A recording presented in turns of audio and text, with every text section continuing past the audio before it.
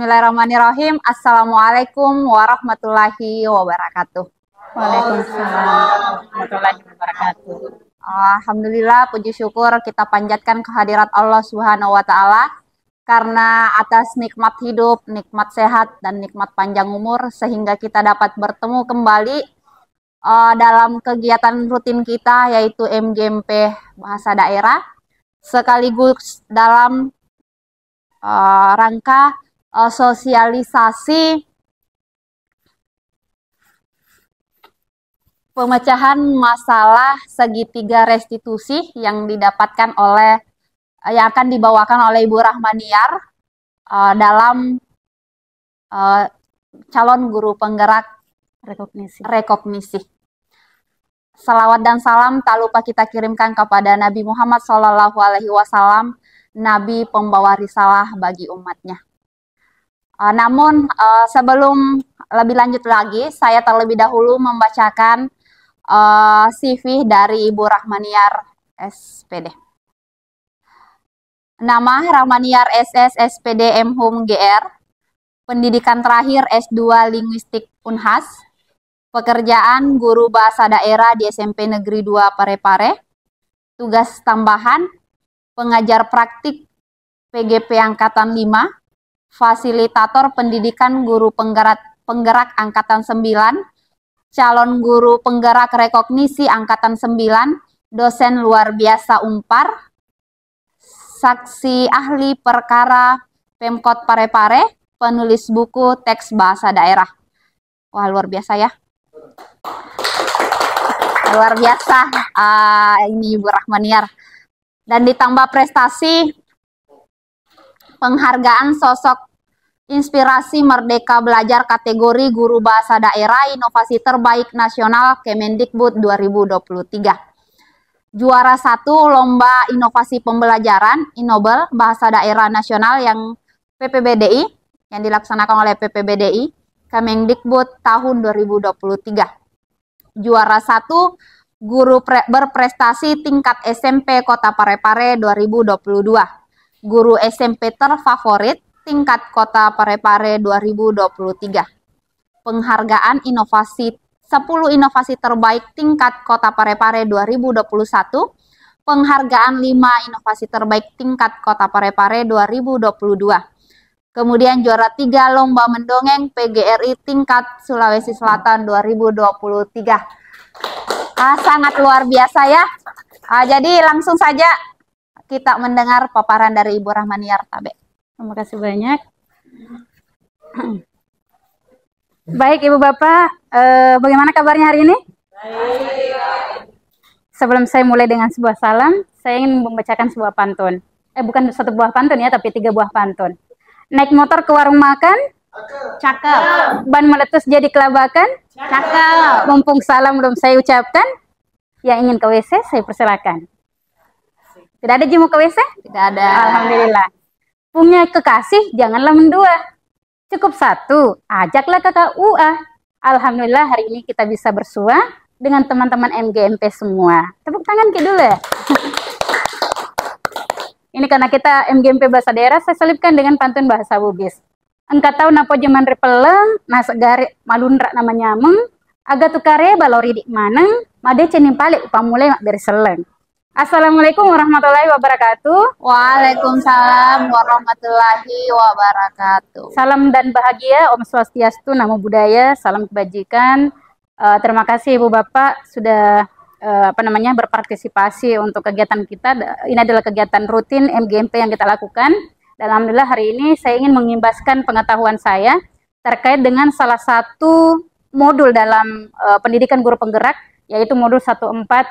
Saya yakin ada kakak saya di sini yang senior, beliau sudah tamat menghatamkan modul 14 ini, beliau angkatan kelima. Boleh berdiri dulu Ibu Ija? Ya, dan nanti kita akan banyak berdiskusi terkait itu. Jadi kali ini Ibu Bapak, saya akan memaparkan terkait dengan bagaimana kita menyelesaikan kasus kita.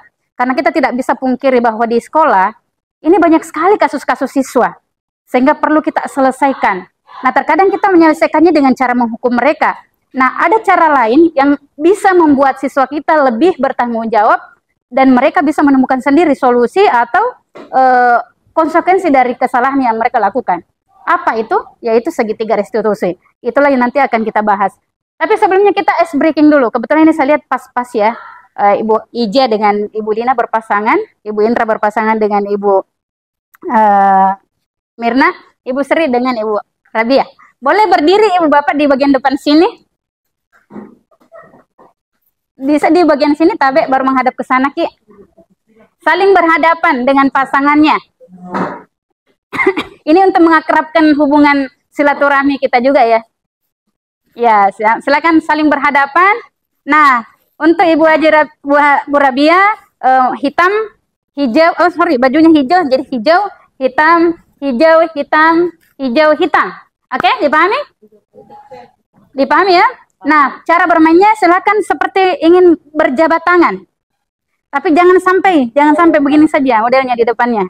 Oke. Ketika saya mengatakan hijau, maka yang hijau harus menangkap tangan yang hitam, lalu hitam harus berusaha untuk tidak ditangkap. Tapi pada saat ditangkap berarti game over. Kalau saya mengatakan hijau, maka hijau menangkap hitam, kalau saya mengatakan hitam, hitam menangkap si hijau. Oke, begitu ya? Oke, kita mulai. 1, 2, 3. Hitam! Hijau! Angka naga na taruh memang 5 na kasi na pasray. Hijau! Oke, kita ini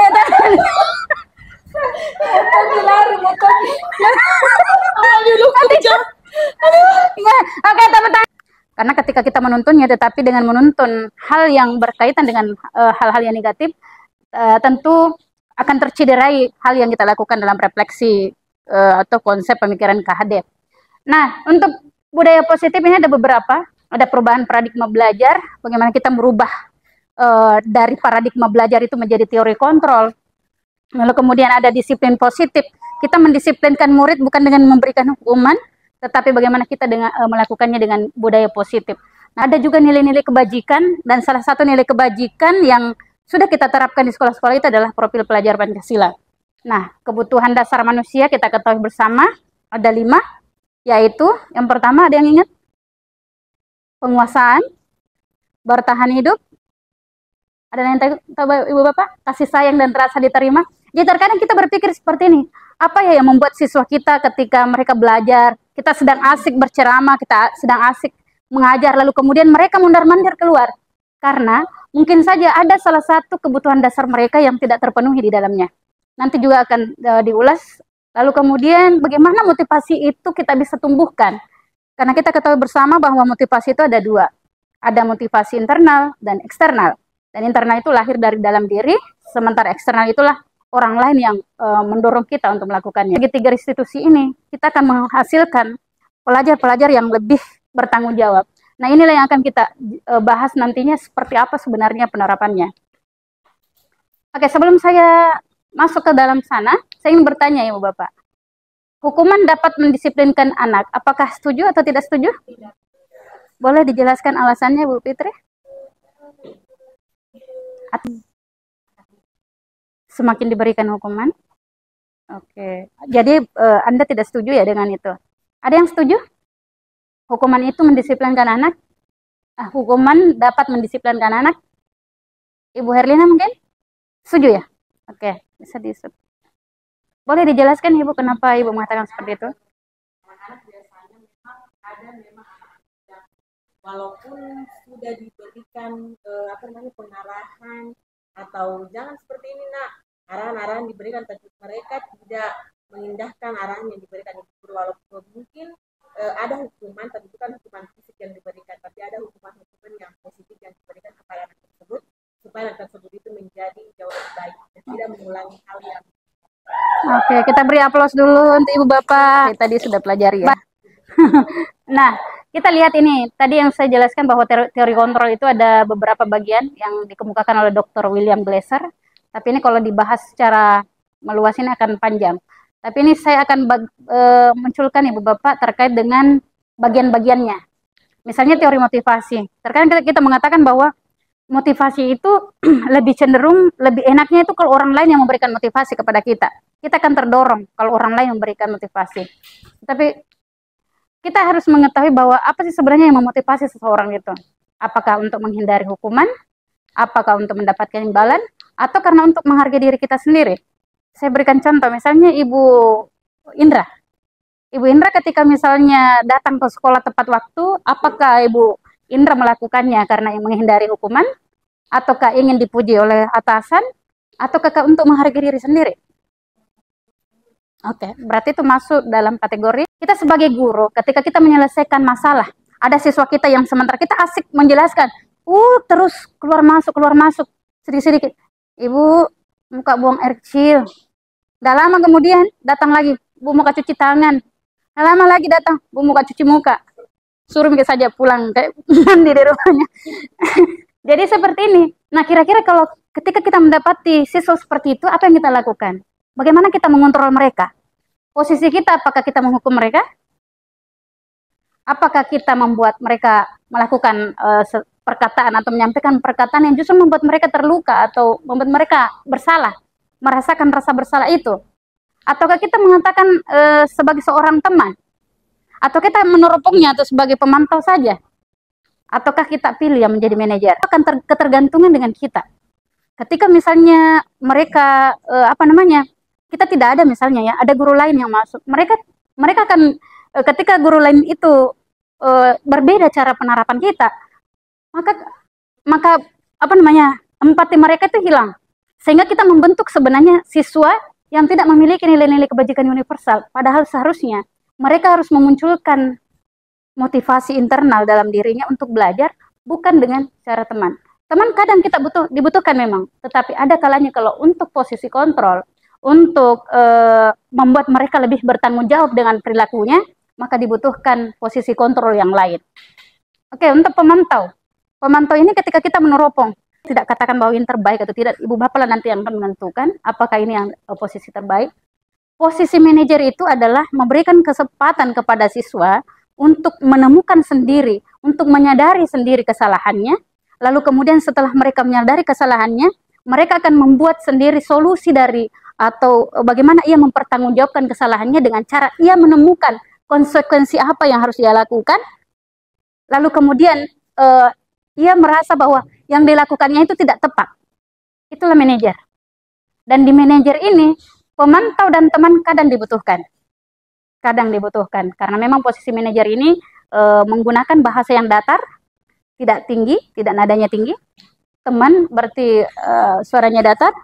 Mereka buru-buru. Kita tidak tahu ternyata mereka yang terlambat karena orang tuanya misalnya sakit. Kita tidak memberikan kesempatan kepada mereka untuk memberikan alasan apa yang membuat mereka terlambat. Nah, yang pertama kita lakukan dalam alur segitiga restitusi ini untuk menyelesaikan kasus itu, dengan menggunakan posisi kita sebagai manajer, adalah yang pertama kita stabilkan identitas.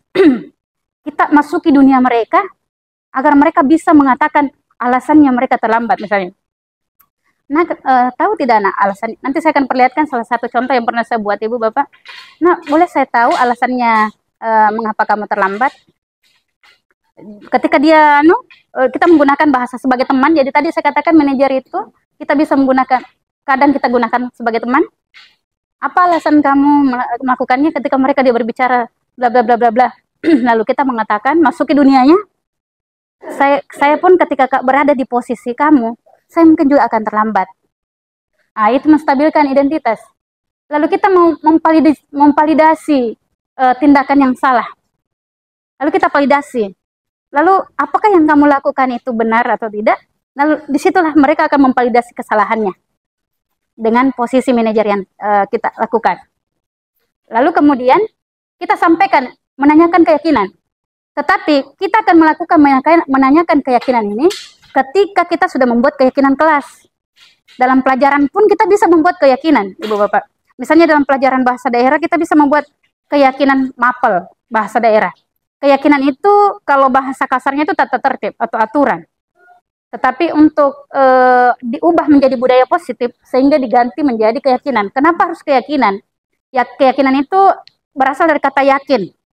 Kita yakin dulu. Kalau anak kita yakin, maka mereka akan melakukannya. Sama dengan kita pakai helm ketika berkendara karena apa Ibu Bapak? Apakah tata tertib atau karena kita yakin bahwa kita akan selamat dengan itu? Tata tertib kan, aturan. Tetapi ketika kita yakin bahwa yang kita lakukan itu karena ini berbahaya ya untuk keselamatan kita, maka kita akan lakukan. Dan itu menumbuhkan motivasi internal. Jadi makanya diubahlah menjadi keyakinan. Kalau di tata tertib kita selalu melihat redaksi kalimatnya seperti ini, tidak boleh terlambat. Nah, di keyakinan kelas, kita ubah itu kata negatif itu menjadi disiplin waktu. Misalnya seperti itu ya. Nah, dengan segitiga restitusi ini, Ibu Bapak, kita akan melahirkan siswa yang betul-betul siswa yang bertanggung jawab, siswa yang mempunyai nilai kebajikan, seperti yang kita harapkan. Lalu mereka mencari solusinya, mereka mandiri, mereka lebih kreatif. Jadi seperti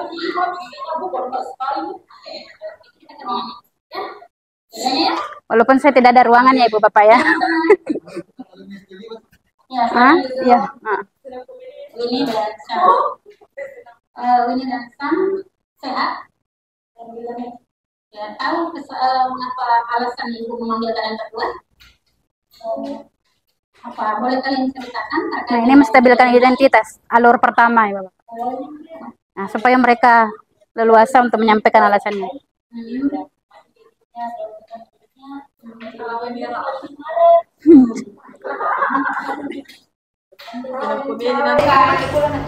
Kita buka sesi tanya jawab ya, Bapak mungkin ada yang mau bertanya? Silakan Pak Rahman. Baik, terima kasih atas kesempatannya. Perkenalkan saya Rahman. Begini, kita ini mungkin adalah korban-korban dari yang terhukum. Saya mengingat sekali waktu sekolah itu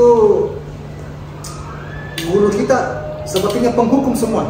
Artinya kita terbentuk dari penggaris yang membuat kita takut untuk kemudian berbuat salah. Dan alhamdulillah kita jadi seperti ini, kita jadi seorang guru juga. Kita melihat teman-teman yang kemudian menjadi orang yang sukses di TNI, dokter, menjadi pengusaha. Nah, mengapa kemudian itu kemudian berhasil? Ya? Bukankah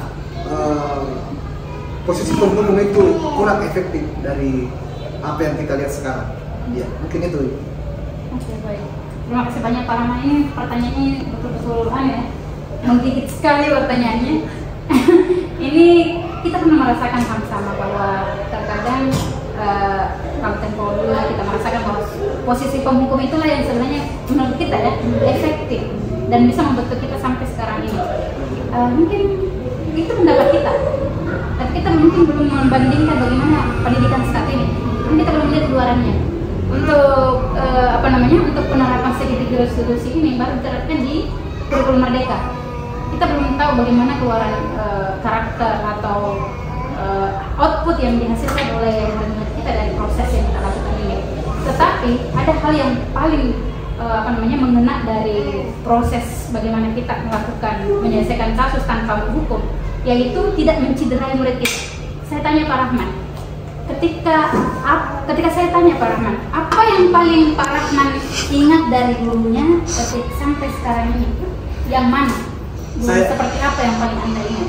Ya, saya pernah waktu kelas 2 SD, ya, walaupun saya tidak dikerasi, tapi saya sepertinya itu adalah cambuk, bukan ya, semacam cambukan untuk saya.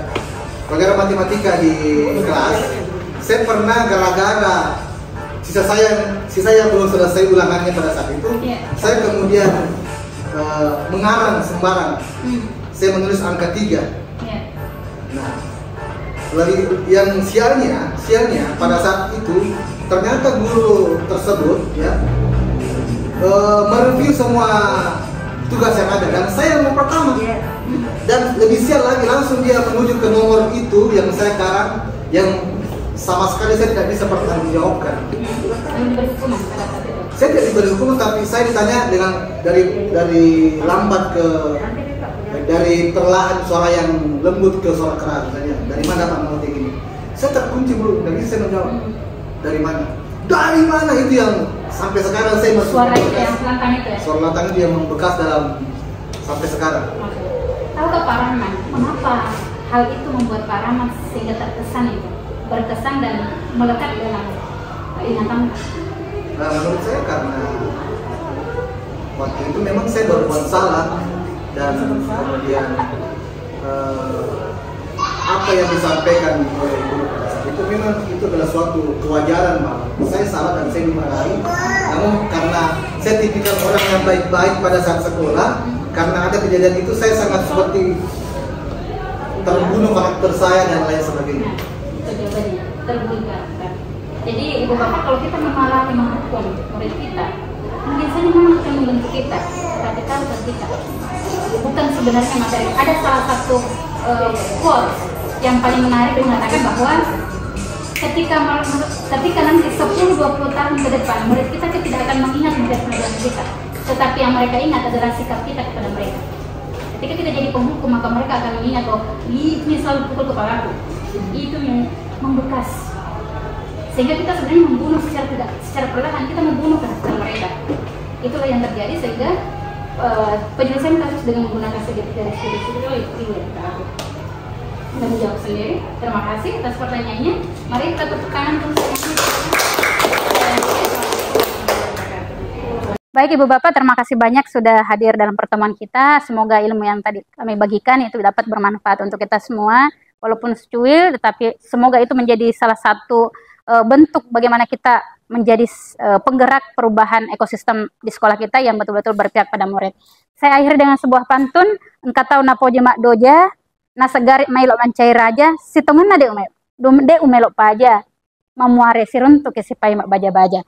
Selama kita pada salama. Assalamualaikum warahmatullahi wabarakatuh. Waalaikumsalam.